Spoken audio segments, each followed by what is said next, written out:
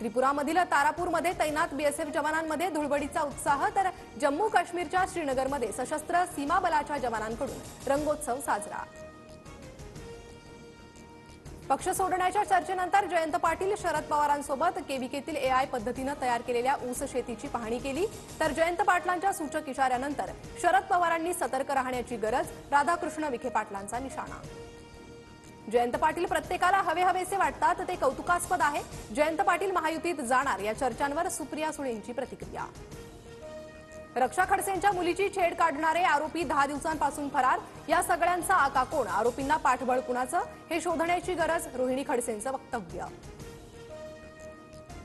अजित पवारांच्या राष्ट्रवादीची कोल्हापुरात सदस्य नोंदणी मोहिमेसाठी खास गुलाबी रंगाच्या गाड्या गावागावात फिरणार, कागल तालुक्यातून अजित पर्व अभियानाला सुरुवात। गाईच्या आणि म्हशीच्या दूध दरात 2 रुपयांनी वाढ, उद्यापासून राज्यभरात निर्णयाची अंमलबजावणी होणार।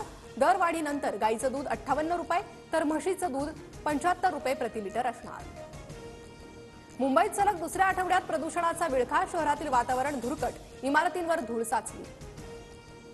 माणिकराव कोकाटेंच्या शिक्षेला स्थगिती न दिल्यास पुनर्निवडणुकीसाठी मोठा खर्च, गेल्या 35 वर्षांपासून कोकाटे अनेक सार्वजनिक पदांवर, मतदारांनीही वेळोवेळी त्यांच्यावर विश्वास दर्शवलाय, नाशिक सत्र न्यायालयाचं निरीक्षण।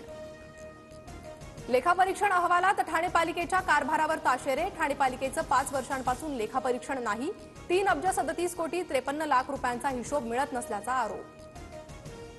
व्हिडिओ न पाहताच अबू आझमींवर गुन्हा दाखल, अबू आझमींचं वक्तव्य काय हे विचारल्यानंतर पोलीस अधिकाऱ्यांची तारांबळ, आझमींनी औरंगजेबाची स्तुती केल्याचा व्हिडिओ देखील न्यायालयासमोर नाही।